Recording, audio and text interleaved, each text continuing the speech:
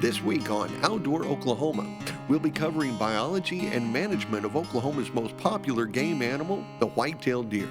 Listen in as we provide answers to some of the more common questions of today's do-it-yourself deer managers.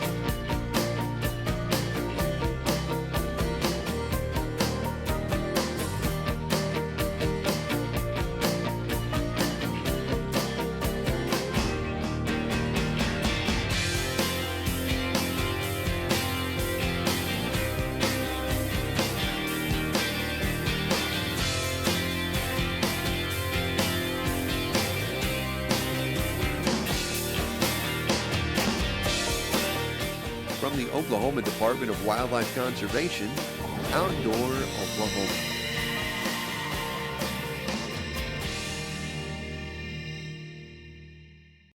Hi everybody, I'm Rich Fuller and welcome to Outdoor Oklahoma. I'm coming to you today from the Cleveland County Extension Office, which is going to be hosting a very special workshop today on deer hunting and deer management.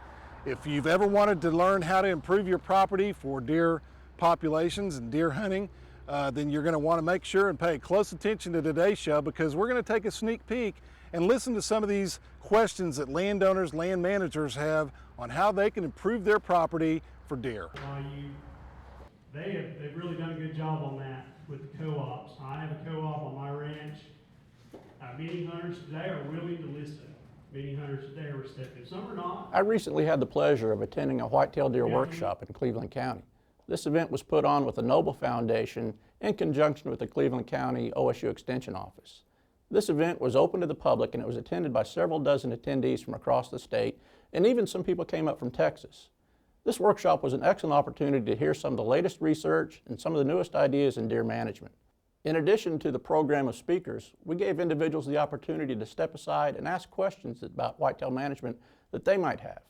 So we're going to share some of these questions with you, and hopefully you'll be able to gain a little bit of insight and maybe answer some of your questions. I'm curious as to what the best way to age deer is. This question comes up every year. Trail cam photos start coming in and people get excited about their deer that they're seeing and they want to know how old they are. Well, to be honest with you, aging a deer as he's walking by through the woods is pretty difficult. Research has shown that you can basically break it down into young deer, middle-aged deer, and old deer. Beyond that, it's a guess at best. You know, a lot of that has to do with what that deer's eating on a yearly basis. If he has a tooth abscess, he may not be getting enough nutrition, and he could be an old mature deer, but he looks skinny. So there's a lot that goes into that. What we use here in Oklahoma is a tooth wear and replacement method. Just like humans, deer lose their teeth and regrow their teeth in a specific pattern, and they wear their teeth in a pretty reliable pattern. And so by looking at the wear and the way those teeth are growing in, we can determine how old that deer is when it's harvested.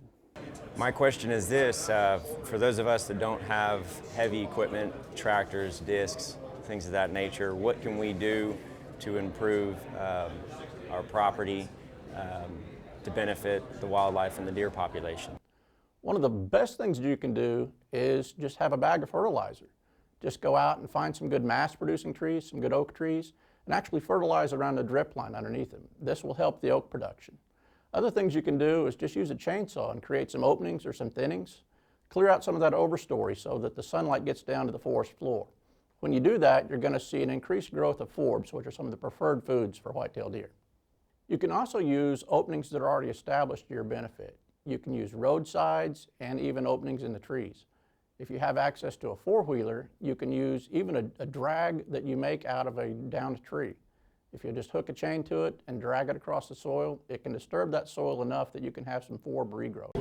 How does several years of severe drought affect the deer herd and antler quality, and how long does it take to recover? That's a really great question. Here in Oklahoma, you know, we can have periodic drought times, and Deer have been on the plains here in Oklahoma for eons and are able to adapt to those changes. If you want to think about antler growth, you kind of have to start, think about a whole seasons of growth for a deer.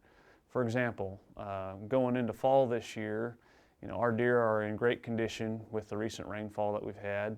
So that puts them in better shape going into next spring. Antler growth occurs during the summer, and so having good rainfall and good nutrition throughout the summer months is really what makes those bucks grow good antlers. So if you think about it, it takes about a year to recover from a drought period. So if we have good rainfall this next year, the deer next year will have even better chance to grow bigger antlers. Well, I'm back here at the White-tailed Deer Management Workshop, and one practice that the Wildlife Department has been involved with and has encouraged landowners to pursue for years and years has been to conduct prescribed burns.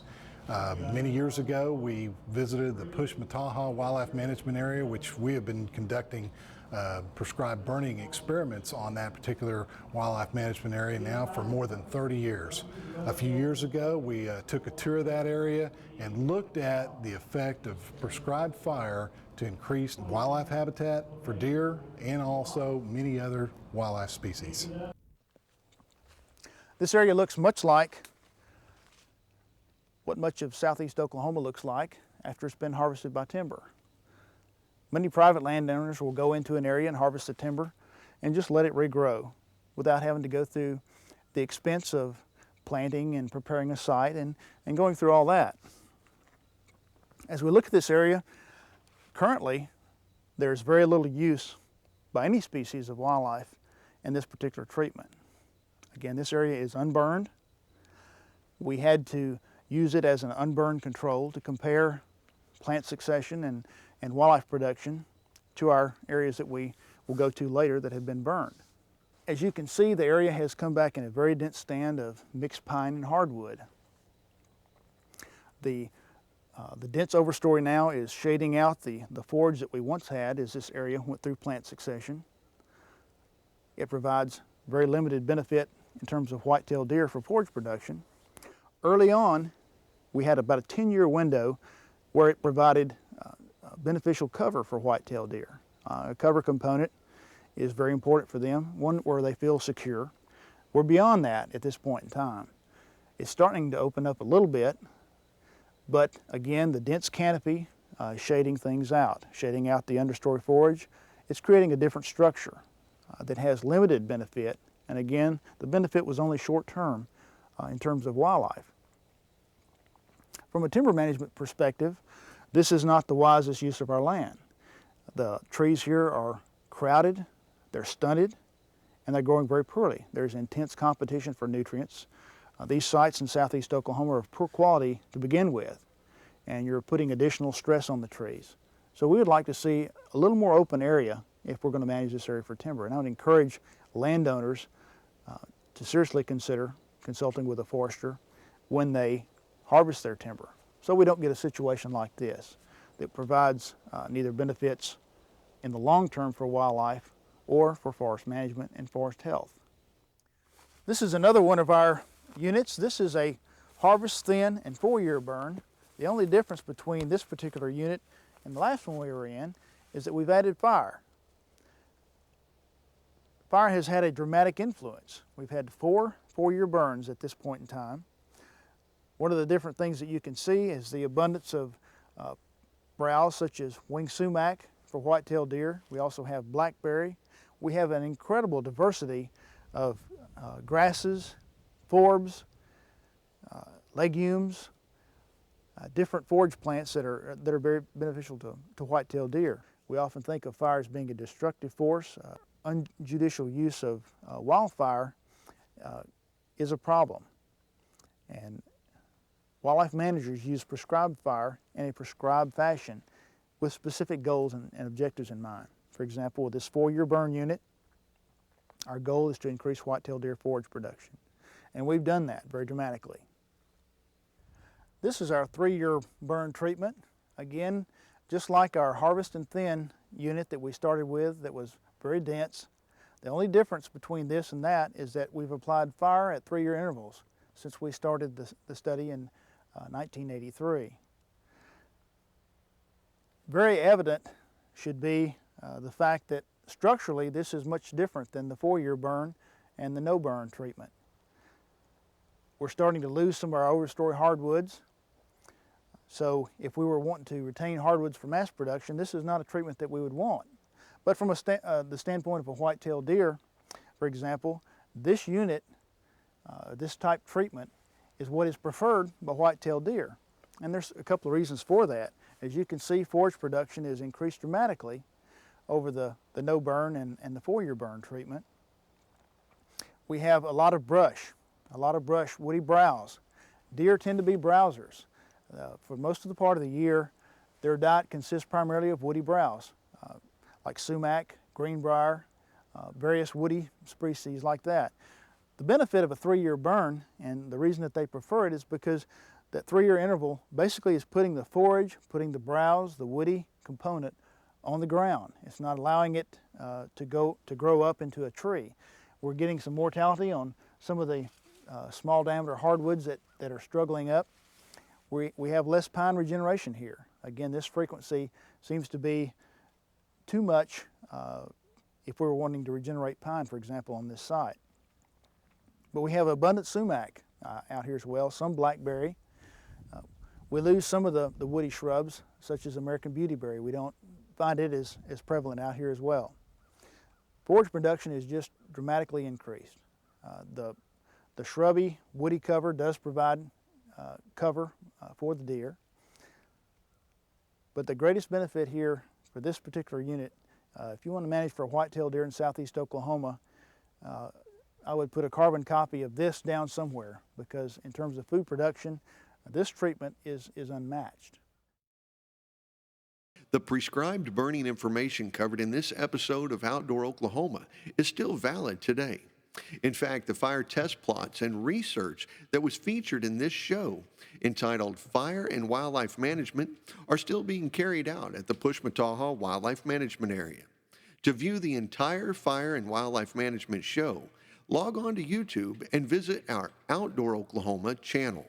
Well, I'm back here in Norman. We've actually moved outside of the Extension office, and we're now at the Sutton Urban Wilderness. And the group that you see behind me is actually taking a tour and learning about some of our native plants here in Oklahoma, which of those native plants that the deer prefer, and lots of great information. Hopefully you got some good information about conducting prescribed burns. If you want more information about how to conduct prescribed burns or forming a burning association, look at the website listed at the bottom of the screen. We're going to hear lots more deer-related questions coming up later, right after this week's Outdoor News Report.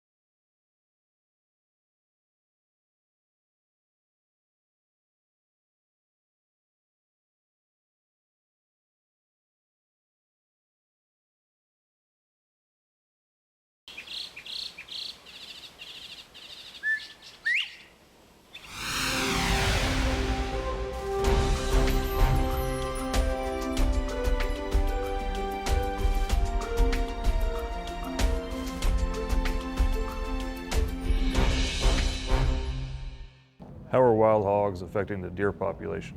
The fact is Oklahoma has feral hogs, and we will into the future. So we have to take that into account when we begin to think about how we're going to manage for white-tailed deer. Hogs eat the same type of foods that deer eat at many points in the year. So we have to factor that in considering how many white-tailed deer our habitat can support. White-tailed deer are very adaptable animals. They've lived on a landscape with feral hogs for quite some time in Texas. We just have to learn how to change our management strategy here in Oklahoma to account for the food loss that's going into hog production. Unfortunately, I don't think we're going to be getting rid of the feral hog issue in Oklahoma anytime soon. So think about how you're going to manage white-tailed deer along with feral pigs. What are the best ways to improve deer herd health? Improving your herd health is a great question. As a deer manager, that's something that comes up all the time. One thing to consider is what you have on your property. You know, deer don't eat just one thing year-round. They need to have a suite of species, a variety of things out there on the landscape that help them get through the year. So take an inventory of what you have on your property and figure out what is lacking, and then do your best to enhance that key component of their diet. When it comes to herd management, making sure that your herd is in balance with the habitat that is available. If you have an area that has a very high deer population and low productivity, you'll actually see a browse line through the woods where those deer have come through and browsed the woody vegetation. And that can be a very good indicator that your deer population is too high. To help curtail some of those effects, what you can do is to harvest more antlerless deer, more does, to reduce your deer population and to get it in balance with your habitat. So question number one is, how do you operate a productive deer management program while at the same time have an active cattle operation on your property? Well, one thing's for certain, Oklahoma is definitely a cattle state. So it's very likely that you're going to be looking at a situation of managing a cattle operation at the same time you're trying to manage a hunting operation. Cattle can actually be a good tool for deer habitat enhancement. If you use an early and very intense stalking rate and then pull the cattle off, that can change the landscape and you'll see a regrowth of forbs that are very good forages for deer. As cattle are grazers and deer are particularly browsers, they're not in direct competition for most food sources. So it's definitely possible to have a good population of both. What you need to do is look at your property and find out what native vegetation you can enhance that will also be good forages for your cattle. One thing you want to avoid is a monoculture. If you're converting native forages into Bermuda fields to enhance your cattle operation, you're doing that to the detriment of the white-tailed deer. My question is whether commercially available specialty seed mixes are shown to have any better results in food plots than standard variety species such as wheat, oats, things that would be normally planted in a cropland. But if a food plot is going to be part of your deer management scheme, is it more beneficial to buy one ready mixed or to go to a co-op and mix one yourself? That depends on what your situation is. Anytime you're putting in a food plot, my first suggestion is that you analyze what type of food plot it is that you're wanting. Is it going to be a summer food plot or a winter food plot? And then you need to analyze what's available on your property. What soil types do you have? What rainfall patterns do you have? And what is the frost pattern? In other words, you need to visit with somebody that knows a lot about planting in your area. And an excellent source for that information is your Oklahoma State University County Extension Agent. There's one available in each county, and they will have particular information on soil types and rainfall patterns that will be most beneficial to you and your property. You know, food plots are on the minds of a lot of deer hunters these days, and I had a chance to catch up with someone that had some great advice before you ever put in your very first food plot. What else have you got in this summer food plot? What else is planted here? There's a mixture of sorghums, millets, cowpeas, mung beans, and soybeans in this plot mix. And you've consulted with this landowner for years, and he's put in lots of food plots, and it looks like things are working. Yeah, we've been planting these plots for about almost 10 years now, and of course it's all dependent on the weather, but we've got a pretty good program here, and he's seeing a lot better quality deer here since we've started and implemented this program. Well, folks, I'm with Bob Wybelt. You may recognize Bob. He's been on the show before. Not only do you work for Johnston Seed Company, a longtime Oklahoma company and based out of Enid, but you're also the current president of the Bow Hunting Council. So we've talked about archery a lot. Bob, I wanted you to come on today to talk about something that's very important that I know that you consult with all landowners that have questions about food plots, and that is the first step really should be to go out there and get a soil sample. Talk about that. Correct. Without a soil sample, you don't have a road map. You may know where you want to get, but you don't know how to get there. The soil sample gives you that road map and lets you guide you to where you need to be. A good rule of thumb for getting soil samples is when you're planting a summer plot or a spring and summer plot, say May, June, you want to get your samples for your fall plots at that time. Okay. When you're planting your fall plots in late August, September, you want to be getting your soil samples for your spring and summer plots at that time. And so it kind of can save a trip to the woods maybe to get them while you're doing if you're planting your plots. Different ways to collect it. I guess this is old school. This is a typical standard soil sampler that we've been using in the ag industry for many, many years. It's very effective if you have a soil that you can get into. As you can see, this soil is very, very hard, so and you're going to be there a while. You want to get about 3 to 6 inches deep if you can. Okay. And you can see that that's pretty difficult. Well, a little technology. I did get about 4 inches there, but this is a real quick way that almost everybody has around the house that can do a really good job. And what you can do is you can just screw this in. Okay. There you go. And all you need is this dirt because it's pulverized, which they will need it to be pulverized anyway. Right. And keep in mind, you don't need much per sample location. You want to take about 10 to 12 samples per plot. If it's plots this size, you want to take samples across this piece of property, not just in one place. Or something? In a grid, exactly. And then you mix those samples together. Correct. And then to test the sample, County Extension Agent is really your most local. They're very convenient. They'll get them for you. But one thing to keep in mind, you have to give them a target goal. You have to give them a crop that you're planting, and you have to get a yield goal. Okay. Like for a summer plot, I would say 4,000 pounds of sorghum would be a good crop goal for this, and they will make a recommendation based on that. Without that goal, they can't make a recommendation for you. So a person needs to research a little bit what kind of plant varieties for a fall plot or a spring plot in Oklahoma, and that information's out there, pretty available on the internet and elsewhere. But anyway, the take-home message here is get a soil sample. Get a soil sample. Don't start your food plot program without getting a soil sample. When it comes to all kinds of wildlife information and all kinds of information about plant varieties and so forth, consult your county extension agent. There's a wealth of information that they have that they give away free at their state offices, so look that up. Hope you enjoyed today's show. Join us here each and every week on Outdoor Oklahoma.